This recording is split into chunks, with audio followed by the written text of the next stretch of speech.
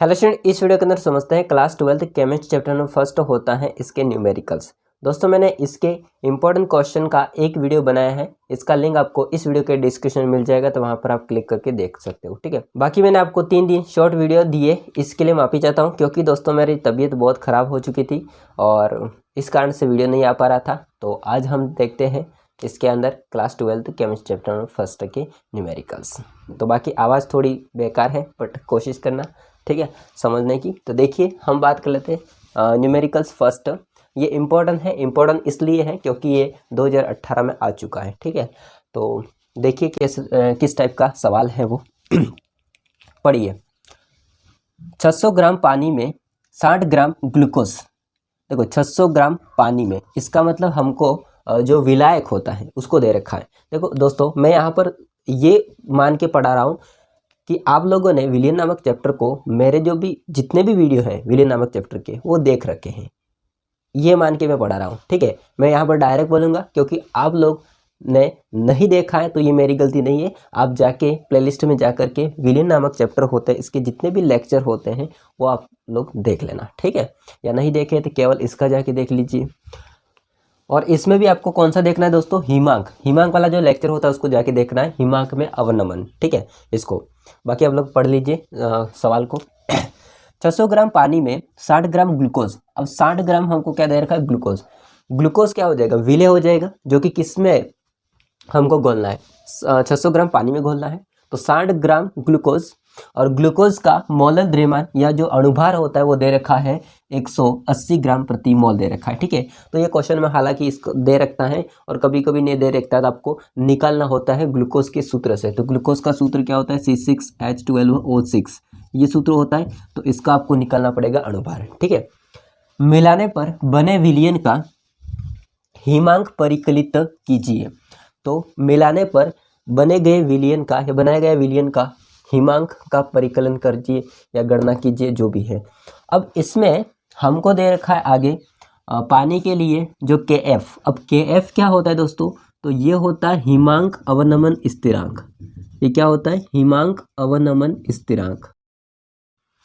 तो इसका मान दे रखा है 1.86 किलोग्राम प्रति मोल दे रखा है। ठीक है, अब दोस्तों हमको क्या करना है, सबसे पहले आपको काम यही करना है कि जो भी दे रखा है हमको वो एक बार लिख देना है। ठीक है, तो हम लिखेंगे यहाँ पर दिया है या दिया गया है, दिया है। दिया क्या है, एक तो हमको दे रखा है विलेय का भार, तो विलेय का भार। और दोस्तों विलेय को B मानते हैं तो विलेय का भार हो जाएगा WB, और कितना दे रखा है, 60 ग्राम दे रखा है। ठीक है, इसके अलावा हमको विलेय का अणुभार दे रखा है या मोलर द्रव्यमान दे रखा है, तो ये भी लिख लेता हूं मैं, विलेय का अणुभार या मोलर द्रव्यमान। मोलर द्रव्यमान होता है, इसको M से दर्शाते, और किसका है, विलेय का, तो MB हो जाएगा। और ये कितना दे रखा है, 180 ग्राम प्रति मोल। प्रति मोल को -1 भी लिख सकते हैं, हाँ। और इसके अलावा हमको दे रखा है विलायक का भार। ठीक है, तो विलायक का द्रव्यमान दे रखा है, विलायक का भार दे रखा है, विलायक विलियन नहीं है। ठीक है, विलायक का भार या द्रव्यमान, अब भार द्रव्यमान एक ही यहाँ पर करेंगे। ठीक है, और विलायक को मैं मान लेता हूँ A, तो इसका भार हो जाएगा WA, बराबर कितना है, 600 ग्राम। 600 ग्राम। इसके अलावा कुछ नहीं दे रखा हमको। इसके अलावा ये दे रखा है, ये लिख दिया मैंने, हिमांक का अवनमन स्थिरांक दे रखा है। ओके, अब दोस्तों एक सूत्र होता है जो कि हिमांक का अवनमन होता है, और जब इसको हम लोग मोललता के साथ में कंबाइन करेंगे तो इससे जो सूत्र निकल के आता है वो हम समझते हैं। वो सूत्र क्या होता है, तो वो सूत्र होता है दोस्तों, मैं यहाँ पर लिखता हूँ, हिमांक का अवनमन। हिमांक के अवनमन को दर्शाते हैं डेल्टा TF से। ठीक है, डेल्टा मतलब परिवर्तन, अवनमन कमी वगैरह, और यहाँ पर T का मतलब होता है तापमान के लिए होता है, और F का मतलब होता है फ्रीजिंग। फ्रीजिंग मतलब हिमांक होता है। ओके, तो डेल्टा TF बराबर सूत्र हो जाएगा KF। अब देखो KF इंटू होता है दोस्तों M। M का मतलब होता है मोलरलता। मोलरलता, यहाँ पर मैं इसका सूत्र लिख देता हूँ, M छोटा m बराबर मोलरलता। मोलरलता का सूत्र होता है विलेय का भार बटे विलेय का अणुभार इंटू विलायक का भार। ये ग्राम में होता है, इसलिए हम लोग ऊपर 1000 का गुणा कर देते हैं। ठीक है, तो क्या सूत्र है वो। अब m की जगह पूरा वो लिख देना आपको। ठीक है, तो यहाँ पर m की जगह पर हम लिख देंगे पूरा WB इंटू 1000 ओपन, ये पूरा नीचे आ जाएगा MB इंटू WA, मैंने B कर दिया, सॉरी यहाँ पर गलती से A आता है। ठीक है, विलायक का भार है। ओके, ये ग्राम में। अभी हम लोग क्या ज्ञात कर रहे हैं, हिमांक का अवनमन ज्ञात कर रहे हैं। फिर हम क्या करेंगे, विलयन का हिमांक ज्ञात करेंगे। वो कैसे निकालेंगे, तो जो भी हमारे पास में पानी है उस पानी का हिमांक माइनस कर देंगे हम लोग हिमांक के अवनमन को, तो फिर निकल जाएगा विलयन का हिमांक। ओके, तो हम लोग मान लिखते जाओ आप लोग। के एफ का मान कितना है 1.86 इंटू WB, ये क्या होता है विले का भार, और ये कितना है 60 इंटू कितना 1000 बटे कितना MB कितना है भाई साहब, MB क्या होता है विले का मोलर भार या मोलर द्रव्यमान 180 इंटू WA कितना है, WA का मतलब विलायक का द्रव्यमान या भार 600।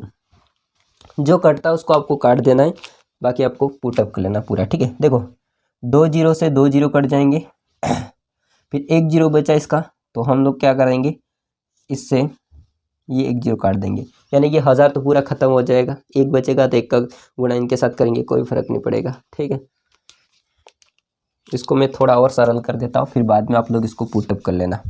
देखिए 1.86 इंटू 60 बटे 18 इंटू 6।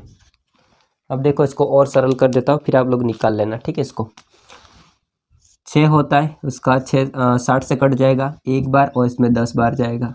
फिर 10 जो होगा ये इसको रहने देते हैं, हम इसको काट लेते हैं।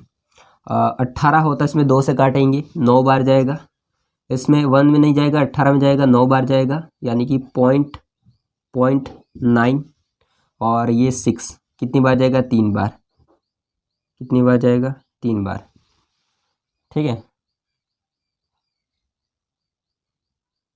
गलत होगा सर, 10 में स्कापू पड़तो, सही बात है। तेरे सारे रंग और के रंग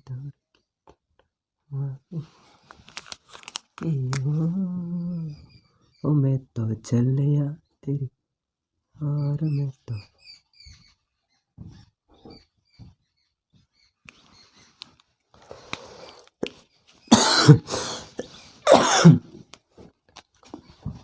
अब देखो 18 को हम 10 होता है, 18 होता है, इसको 2 से काट देंगे, 9 बार जाएगा इसमें, 9 दूनी 18, और ये 5 बार जाएगा। ठीक है, अब तो बहुत सरल हो चुका है। नीचे कोई नहीं बचेगा, ओनली फॉर 9 बचेगा, और ऊपर क्या बचेगा 1.86 इंटू 5 बचेगा, ये 5। ठीक है, और नीचे हमारे पास में 9 बचेगा। इसका इसमें साथ मल्टीप्लाई कर देते हैं, तो क्या होगा देखिए, इसके साथ मल्टीप्लाई करेंगे, नहीं आता है अलग से कर लीजिए आप लोग। 86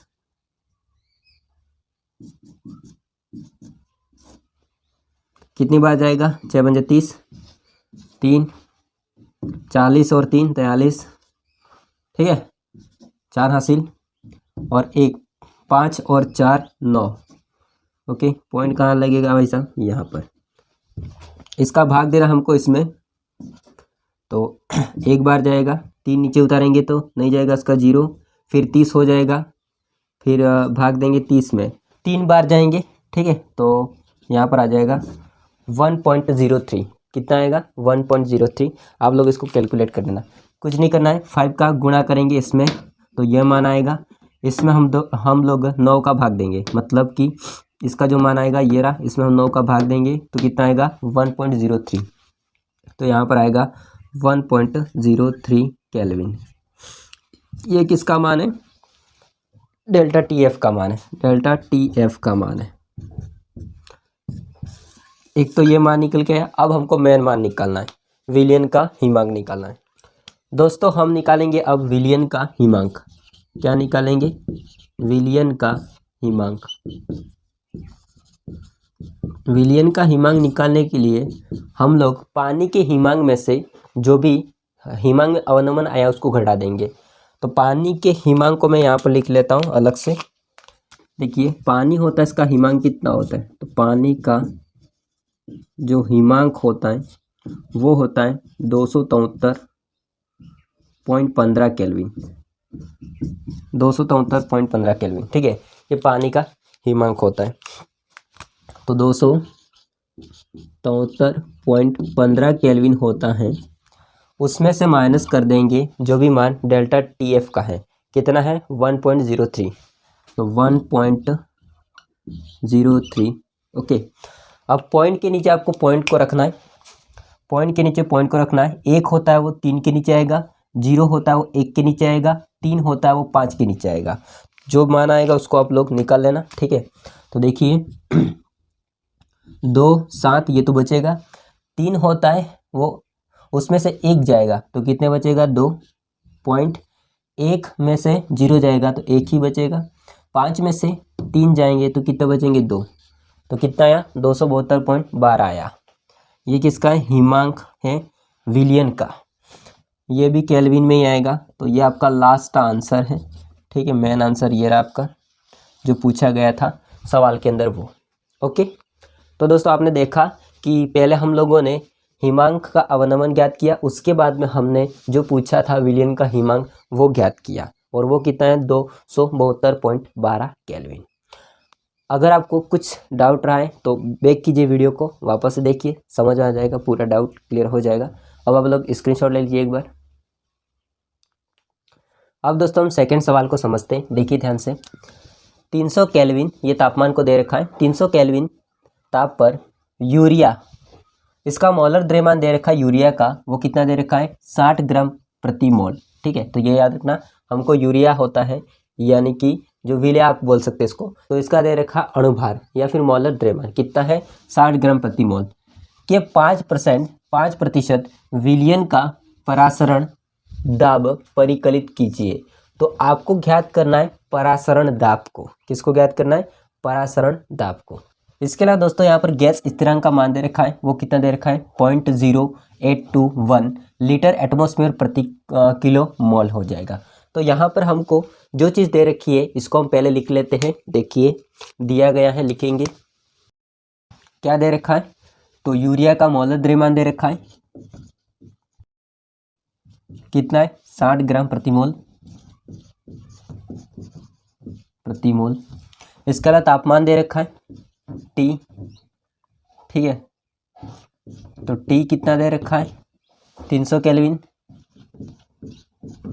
ओके, हाँ, अब आप सोचेंगे कि ये 5% क्या होता है, तो उसको हम अलग से करते हैं। देखिए अब इसका क्या मतलब होता है मैं आपको समझाता हूँ। मान लेते हैं 5 ग्राम होता है यूरिया, वो यूरिया किस में उपस्थित है, तो वो 100% विलियन के आयतन में उपस्थित। इसका मतलब 100 ml का विलियन का आयतन है, यानी कि 100 ml विलियन है, उसमें 5 ग्राम यूरिया उपस्थित है, ये मान के चलते हैं।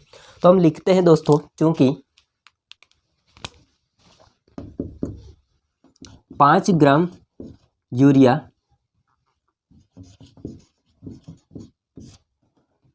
विलियन का आयतन 100 ml। ठीक है, तो दोस्तों 60 ग्राम ठीक है यूरिया होगा, उसके लिए विलियन का आयतन कितना होगा, उसका आयतन कैसे ज्ञात करोगे, तो हम क्या करेंगे 100% यानी कि 100 ml विलियन है, उसमें 5 ग्राम है, इंटू हम क्या करेंगे 60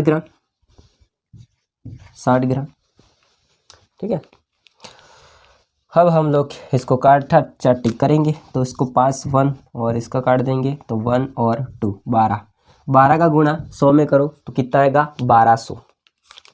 कितना आएगा 1200 ml। ml को लीटर में कन्वर्ट करेंगे तो क्या हो जाएगा, इंटू नीचे हम लोग क्या करेंगे यहाँ पर 1000 करेंगे। अलग से मैं इसको करके बताता हूँ। देखिए 1200 है इंटू 1000, 2 जीरो से 2 जीरो कट जाएंगे, 1 जीरो बचेगा। इसका मतलब 1 और 2 के बीच में हम पॉइंट लगा देंगे। ठीक है, तो यहाँ पर हो जाएगा 1.2 लीटर। कितना आ जाएगा 1.2 लीटर आ जाएगा लीटर में। बाकी ml में कितना है 1200। आ रही बात समझे। अब हम क्या करेंगे, परासरण दाब निकालते हैं। परासरण दाब होता है, इसका सूत्र क्या हो जाएगा, देखिए P बराबर RT अपन V। ऐसा क्यों, क्योंकि ये होता है PV बराबर RT, ये होता है। अब V को हमने नीचे भेज दिया तो हो जाएगा P बराबर RT अपन V। R का मान दे रखा है, T का मान दे रखा है, V का मान दे रखा है। अब तो निकालेंगे हम लोग सीधा। R का मान कितना है 0.821 इंटू T का मान कितना है 300, ये रहा, कहाँ गया, ये रहा 300 डिवाइड बाय V का मान कितना है 1.2।